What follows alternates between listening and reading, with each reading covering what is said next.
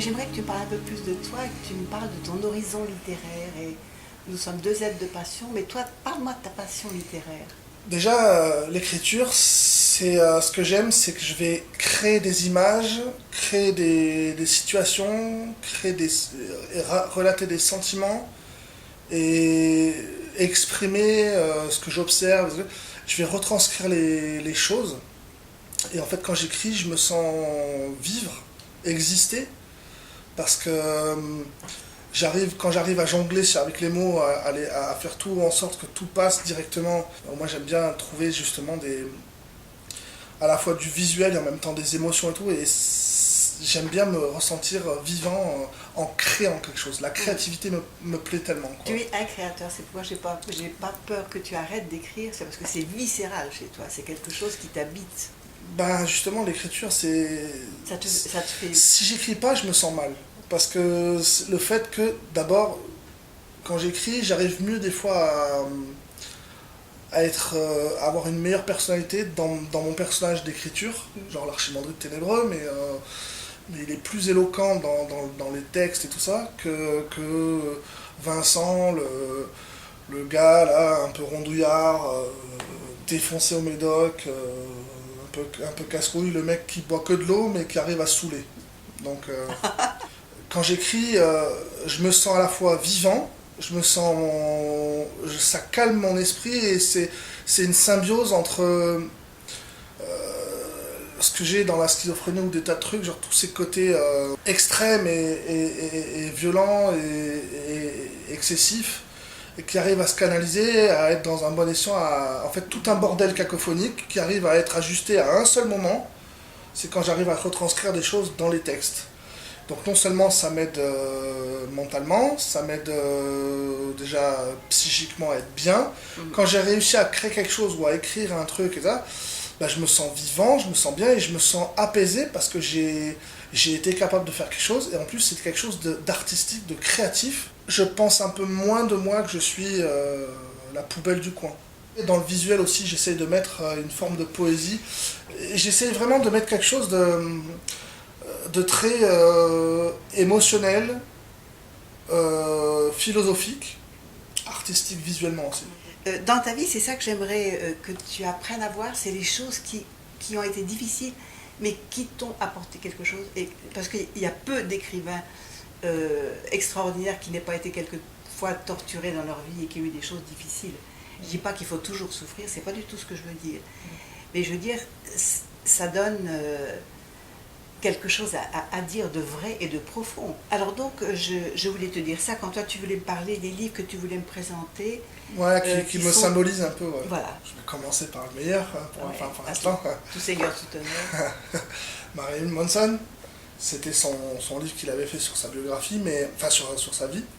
Mais ce que j'ai aimé, c'est que, en fait, ce que j'aime chez lui, c'est ce côté, il arrive à dire les choses féroces et violentes, avec une forme de sarcasme et de comme un suspense. On a envie de savoir le truc parce que parce qu'à la fois on rigole de la situation alors que c'est une situation terrible. Il y a beaucoup de gens en fait qui vont être fascinés par le mal, dans le sens quand vous allez voir quelque chose d'horrible, vous trouvez ça horrible, mais vous avez envie de savoir. La nature humaine est tournée vers le mal. Donc lui, quelque part, il a reflété ce malaise de l'Amérique. Et alors, la poésie, par contre, moi j'ai acheté ça dans l'année, là, parce que justement, dans Gazelle, j'essaie de faire des trucs un peu dans la poésie avec l'érotisme.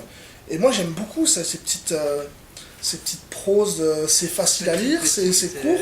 Et alors, c'est tellement de vocabulaire, parce que c'était quand même des... Victor Hugo, Théophile Gautier, Gérard de Nerval, Verlaine. Putain, il y a même Verlaine là. Oui. Il y en a plein, hein. Il y en a plein, regardez. Marie-Josée de Hérédia, c'est pas n'importe qui, c'est pas des petits poèmes. Avec des petits trucs, on arrive à exprimer plein de visuels et plein d'émotions. D'émotions, oui. Avec un langage tellement recherché. Donc la personne va se questionner à savoir qui est le vrai du faux, et en même temps, il y a l'imagerie qu'on peut se donner en fait. Avec ce petit bouquin, j'ai essayé de me recentrer, on va dire, pour essayer de revoir les femmes sans me dire que c'est des êtres sans cœur, parce que c'est vrai que ne pas être aimé, et c'est dur. Et alors, ça, c'est pour moi, c'est l'écrivaine de tous les temps. Et donc moi, ce que j'aime bien, c'est qu'elle a une plume où elle déploie les sentiments, les émotions, mais en plus des émotions fortes, déjà qu'on ne peut pas trouver dans le classique. Elle arrive à parler, à décrire le temps qui passe, qui s'écoule, tout, avec un talent extraordinaire. J'avais peur de l'avenir quand j'étais petit. J'avais peur de... Je me disais quel métier je vais faire, comment je vais sortir de l'enfer de l'école, tout ça, comment je vais subir toutes les phobies que j'ai à traverser ça. Et en fait, devenir écrivain, ça m'a donné une issue de secours pour faire ma vie d'adulte et gérer les choses donc de manière sereine. Parce que l'écriture, ça m'a donné à la fois une passion, une joie, un moyen d'expression pour mieux que les gens des fois me comprennent. Et en même temps, ça m'a donné aussi quelque part un métier, même si je suis pas vraiment payé, hein, je veux dire un métier. J'ai un métier, j'ai une activité, j'assume ce que je fais, et en même temps, donc les gens me disent pas, tu branles rien, t'es une feignasse. Enfin, je fais l'inverse de ce que ma famille a pas arrêté de me dire, que j'étais un parasite et tout. Je trouve qu'avant, tu vivais en réaction, et maintenant, tu commences à devenir toi-même... partisan de la vie, ouais. Tu vis plus par rapport au regard des autres, mais tu cherches toi-même, en toi, avant, ce j'étais en observateur des choses, et je m'impliquais jamais, j'étais toujours dans l'ombre, et maintenant, depuis sur FM et ça, il y a aussi comme dit Paul qui a fait la préface, il faut être acteur de sa propre vie. Et ben, je suis acteur de ma propre vie. Et tu t'ouvres sur le monde, les SDF, etc. Ouais. Donc il y a une ouverture. Moi, je vois vraiment une évolution. C'est-à-dire que je suis gothique, mais tu restes je me mélange aux autres, et voilà. Eh bien, moi, je suis sa mère d'abord. Il a des difficultés dans la vie liées à sa pathologie. Il a par contre un talent que j'ai hésité à reconnaître moi-même, parce qu'étant sa mère, évidemment, je perds de la crédibilité. Mais le premier qui m'a dit que mon fils avait du talent, c'est Marcel Julien, que j'ai eu le privilège de rencontrer 2 ans avant sa mort, et avec qui je suis restée en contact jusqu'à sa disparition. Et qui, lui, le premier, m'a dit que Vincent avait un talent, et notamment celui de restituer ses ressentis. Et il m'a même précisé que ça n'était pas si fréquent que ça. Donc, à partir du moment où j'ai eu l'aval de ce grand homme, je me suis autorisée à dire que mon fils écrivait bien, ce que je m'étais jamais autorisée avant. Alors, il écrit sur des sujets que je ne cautionne pas toujours, mais il a un style, une écriture, il a le sens des mots. Je l'ai aidé autant que je le pouvais à essayer de faire en sorte que son écriture soit reconnue. On n'y est pas encore tout à fait arrivé, mais il y a quand même quelques personnes qui ont, comment dirais-je, un jugement qu'on peut considérer comme un jugement qui compte. Donc oui, je soutiens mon fils parce que je l'aime d'abord, parce que je pense qu'il le mérite. Et parce que je pense que peut-être un jour, quand la pathologie va diminuer, non, parce qu'elle partira jamais, mais va s'atténuer un petit peu, peut-être qu'il aura une issue, une lumière au bout du chemin, on va dire. Quand il écrit des textes sur ses souffrances, qui sont donc autobiographiques quelque part,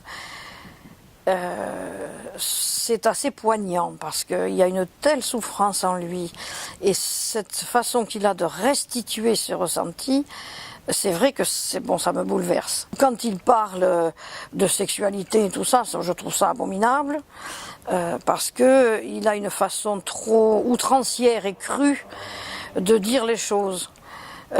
Comme une espèce de revanche qu'il prend sur la vie, sur les méchancetés qu'on lui dit partout dans la rue, par rapport à son poids qu'il a eu à cause des médicaments. Mais c'est comme quand il m'envoie des SMS. Vincent, il a cette faculté qui est quand même assez rare, d'arriver à vous dire des abominations et d'arriver à vous faire rire, parce que dans ce tas de purin, il y a les fleurs qui sortent de temps en temps. Donc vous avez une petite pâquerette là, à droite, à gauche, il faut savoir l'accueillir, parce que si vous restez qu'avec le reste, vous êtes malheureux.